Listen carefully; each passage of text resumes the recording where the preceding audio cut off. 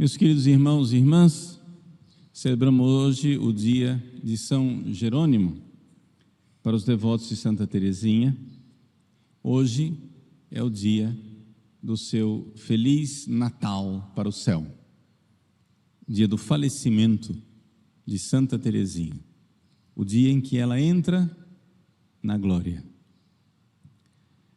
Ao celebrar São Jerônimo, o que é que nós podemos dizer a respeito das Sagradas Escrituras? Ele que é um grande doutor, que nos ensina a amar as Sagradas Escrituras.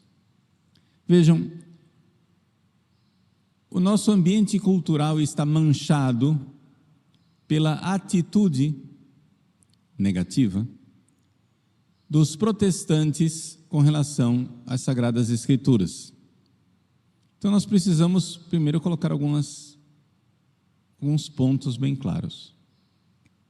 Número 1.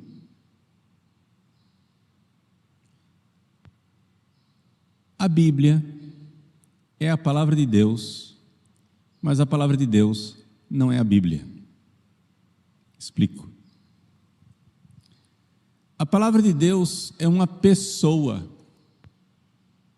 é nosso Senhor Jesus Cristo. Deus, segunda pessoa da Santíssima Trindade, o Logos, a palavra eterna que se fez homem. Ele não pode ser contido num livro. E o próprio Evangelho de São João nos diz isso, que nem todos os livros da terra seriam suficientes para conter a realidade que é Jesus. Poderíamos passar o resto da nossa existência tentando escrever um livro que pudesse nos colocar realmente quem era Jesus, mas é como querer aprisionar a realidade dentro de um conceito. A realidade é sempre mais ampla, mais rica. Se é assim com a realidade corriqueira dos fatos, quanto mais com aquele que é a fonte de toda a realidade, que é o próprio Deus, o Logos eterno, no qual tudo foi criado. Então, a palavra de Deus é Jesus. Se a palavra de Deus é Jesus, o que é a Bíblia? A Bíblia é um instrumento nas mãos de Deus. Deus inspirou homens, são chamados de agiógrafos, né? Os escritores das Sagradas Escrituras são os agiógrafos. Deus inspirou homens, principalmente no Novo Testamento, inspirou apóstolos e varões apostólicos, para usar a expressão da Dei Verbum, do Concílio Vaticano II. Deus inspirou apóstolos e varões apostólicos para que pusessem por escrito algo. Esses homens são verdadeiros autores.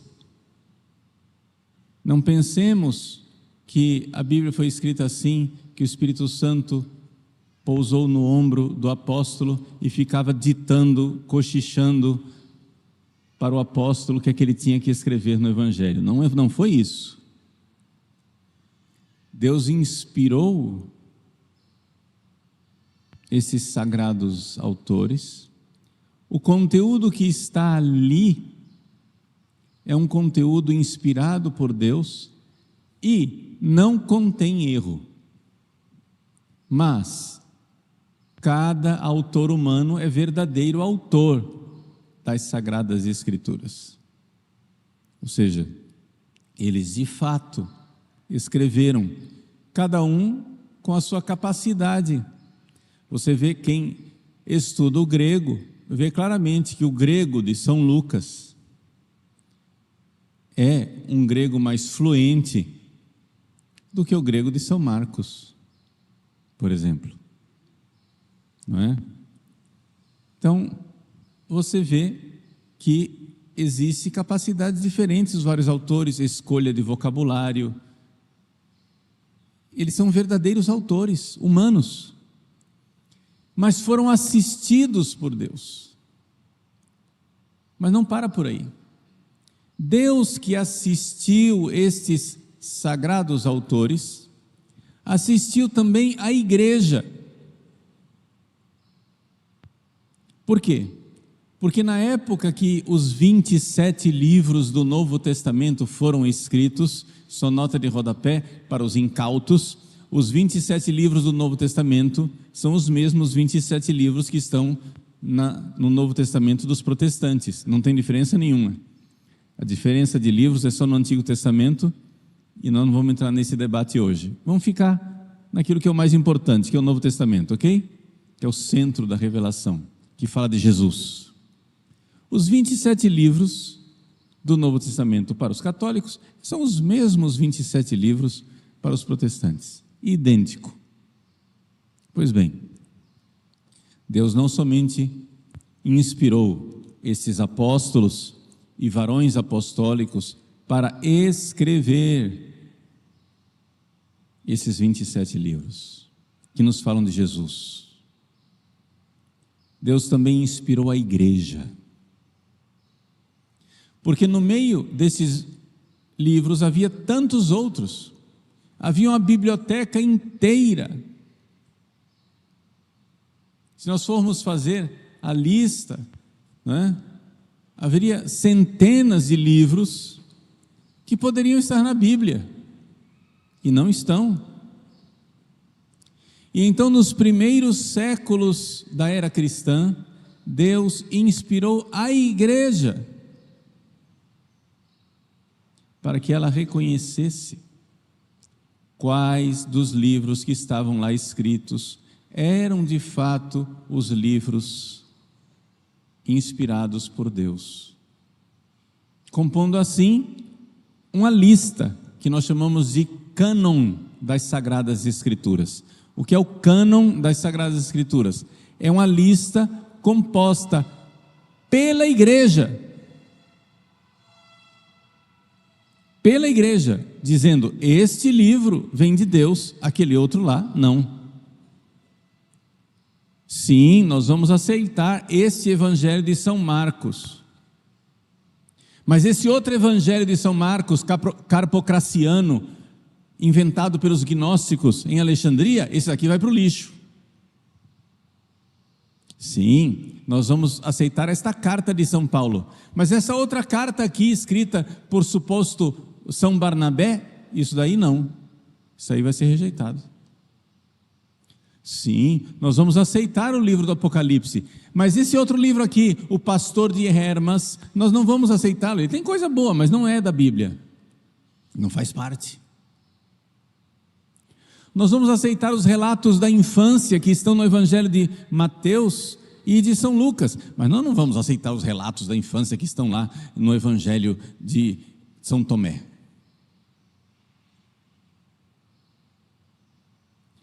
A igreja fez isso. Portanto, aqui uma segunda coisa. Então vejam só. Então vamos colocar aqui o que é que nós construímos até agora para nós entendermos o relato histórico. Número 1, a palavra de Deus se fez carne, Jesus. Jesus morreu na cruz, ressuscitou, subiu aos céus e não deixou nada escrito. O que ele escreveu na areia da praça do templo e o vento levou. Tchau. Quando ele subiu aos céus, os apóstolos e varões apostólicos, inspirados por Deus, escreveram livros que são para nós cheios de um conteúdo importante, um instrumento de Deus para que a gente entre em contato com aquilo que foi Jesus, que Jesus significou, mas é um instrumento limitado, calma lá, mas é um instrumento de Deus, sem erro, inspirado por Deus, etc.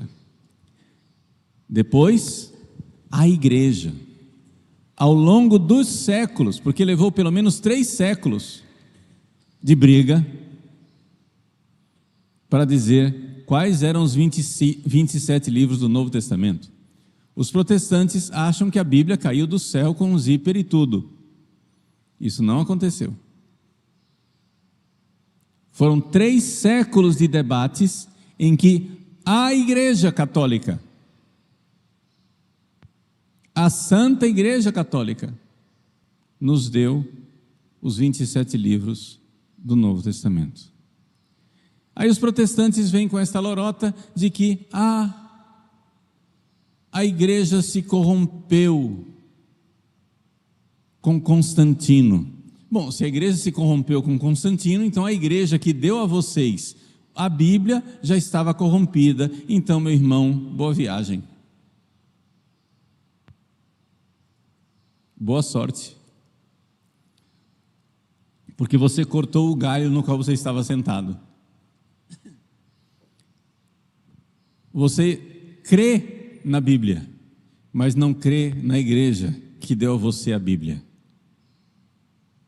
Sim, uma igreja cheia de homens pecadores. Uma igreja onde estava Judas. Uma igreja onde estava Pedro, que negou Jesus 3 vezes. Uma igreja onde estavam os 9 apóstolos que saíram correndo aos pés da cruz, dos pés da cruz. Uma igreja onde estava Maria, mãe de Jesus, que ficou até o fim. Uma igreja onde estava São João. Sim, a igreja de Pentecostes, a igreja que recebeu o Espírito Santo, mas ao mesmo tempo a igreja tão cheia de vicissitudes, tão cheias de altos e baixos, ao longo de 3 séculos. Essa igreja, esta Santa Igreja Católica, nós cremos que ela é instrumento de Deus. Ela tem pecadores, mas ela tem também a graça de Deus, e as portas do inferno não prevalecerão. Nós temos a garantia que a igreja tem seus altos e baixos. A igreja tem seus períodos de grandes santos e de grandes crises, mas nós temos a garantia que no meio desses altos e baixos permanecerá a mesma palavra de Deus, a doutrina de Cristo, os mesmos sacramentos, a mesma realidade do governo hierárquico, a igreja visível de Cristo. Profissão de fé explícita, os mesmos sacramentos e as mesmas autoridades visíveis. Esse é o endereço visível da igreja de Cristo.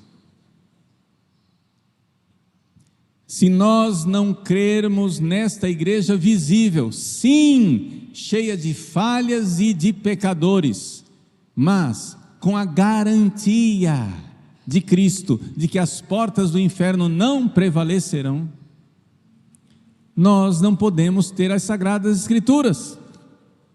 Foi esta igreja que nos deu a Bíblia. Diz Santo Agostinho: eu não creria nos evangelhos se a isso não me comandasse a Santa Igreja Católica.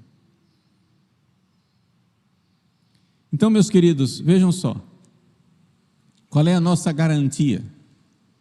A nossa garantia é a seguinte, se você quiser, a gente pode dizer 2 garantias. Na verdade é uma só, mas...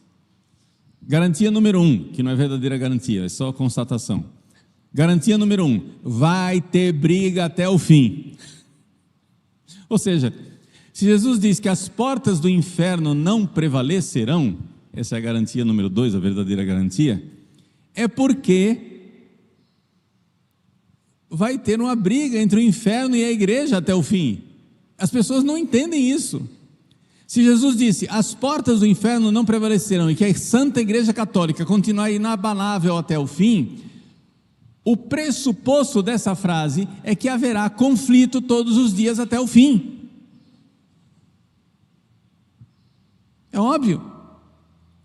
Se as forças infernais não prevalecerão contra a igreja, o pressuposto é que as forças infernais irão lutar contra a igreja. E as pessoas não notam isso e ficam escandalizadas quando vêm à igreja e notam que o inferno está ativo como nunca dentro da igreja. Ora bolas carambolas. Mas se não vai prevalecer o capeta, quer dizer que vai ter briga.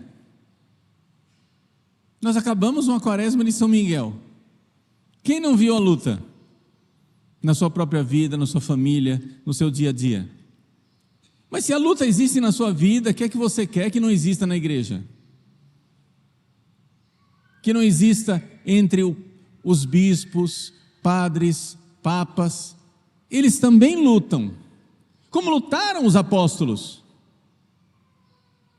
Eles também sofrem ataques, como foram atacados os apóstolos. Eles também precisam de nossas orações, altos e baixos, erros e acertos. Nós sabemos que as portas do inferno não prevalecerão e que haverá sempre um corpo visível da Santa Igreja Católica, onde nós teremos certeza. Qual é o endereço da Santa Igreja Católica? Profissão de fé pública, nas mesmas verdades de fé. Segundo, celebração dos mesmos sacramentos de Cristo.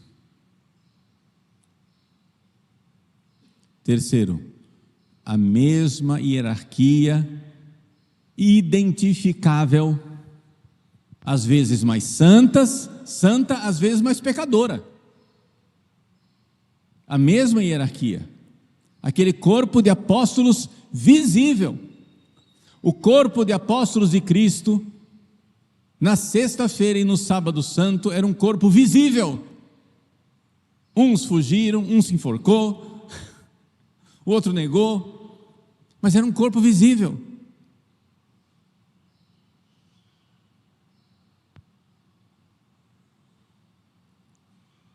Esse corpo apostólico é que nos garante a continuidade da Igreja de Cristo.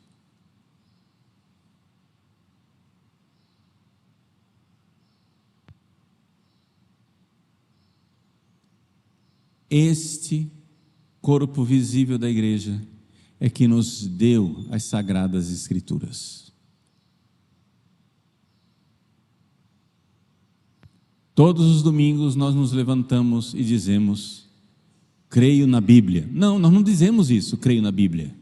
Nós dizemos: creio na Igreja Católica.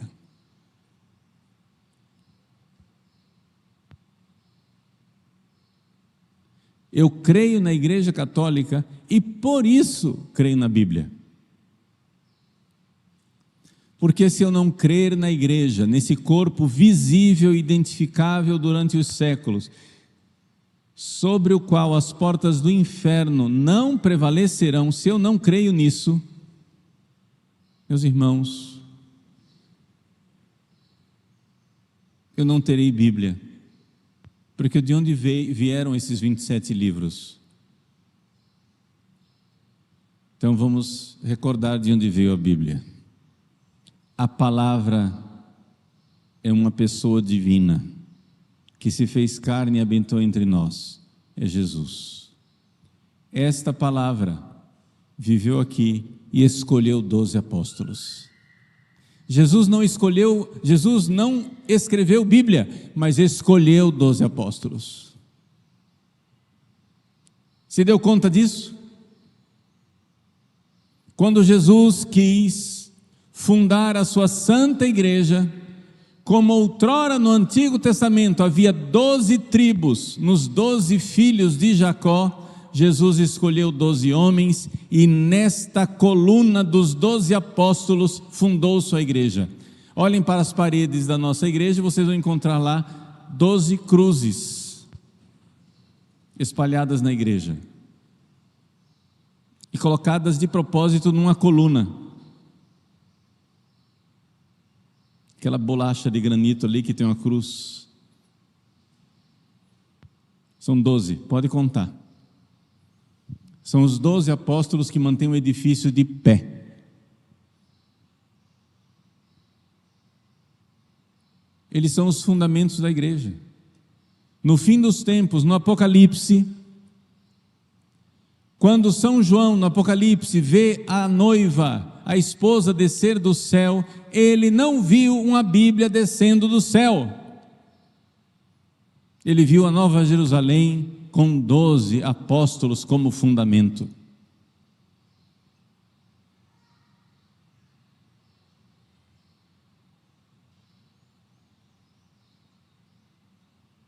Esta é a Igreja de Cristo. Este é o endereço da Igreja de Cristo.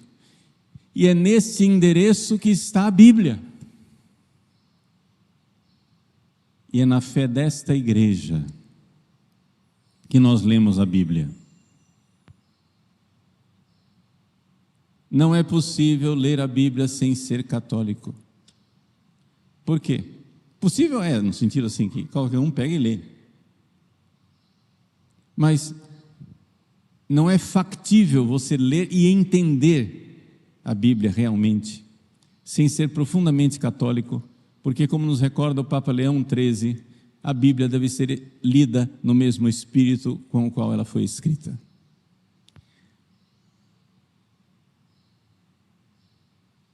A Bíblia foi escrita numa igreja. Deus, palavra que se fez carne, escolheu 12 apóstolos. Esses 12 apóstolos e varões apostólicos, ou seja, homens que não eram os apóstolos, mas estavam ligados a eles. Marcos não era apóstolo, mas estava ligado ao apóstolo São Paulo, que estava ligado aos outros apóstolos, do qual ele recebeu a fé. Lucas não era apóstolo. Perdão, Marcos estava ligado a São Pedro, desculpa. Lucas não era apóstolo, estava ligado a São Paulo. Marcos não era apóstolo, estava ligado a São Pedro. E assim por diante. Apóstolos e varões apostólicos escreveram, inspirados por Deus.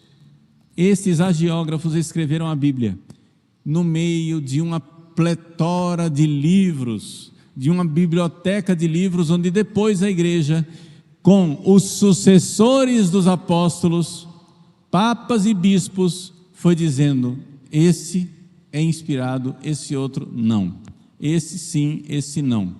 Os bispos foram ouvindo os evangelhos. Aqueles santos bispos do início da igreja foram ouvindo aqueles evangelhos e dizendo: esse é Jesus, esse outro, isso aqui está estranho, não. E então foram fazendo a lista dos livros que podiam ser lidos na missa. Quem gerou a Bíblia, o Novo Testamento, foi a missa. O que é a Bíblia que os protestantes têm na mão? Novo Testamento que eu estou falando. É a lista de livros que a igreja permitia que fossem lidos nas celebrações eucarísticas, na missa católica. Então, alguns livros podiam ser lidos, outros não. Era essa lista, este cânon. Assim nasceu a Bíblia.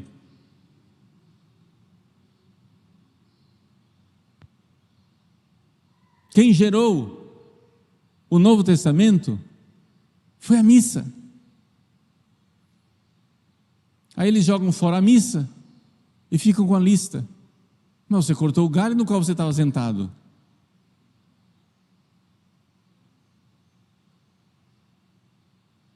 Totalmente absurdo e sem fundamento, nem histórico, nem lógico, nem religioso, nem coisa nenhuma. O princípio protestante é completamente inadequado. Ele não corresponde nem à realidade dos fatos, nem à realidade hermenêutica, nem à realidade filosófica, nem coisa nenhuma.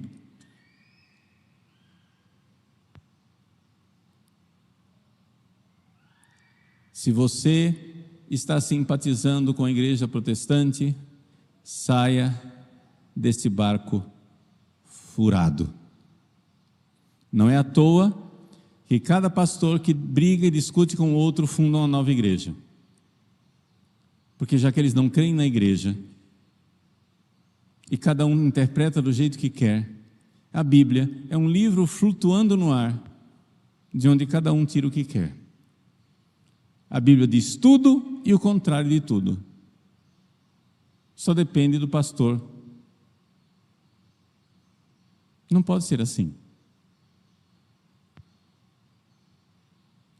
Creio na Igreja Católica. Et unam sanctam catholicam et apostolicam ecclesiam. Eu creio na Igreja una, santa, católica e apostólica. Essa é a nossa fé. Essa era a fé de São Jerônimo. É assim que a Igreja vê as Sagradas Escrituras. Sempre foi assim. E é nesta fé que nós queremos viver e, com a graça de Deus, perseverar até a morte. Amém.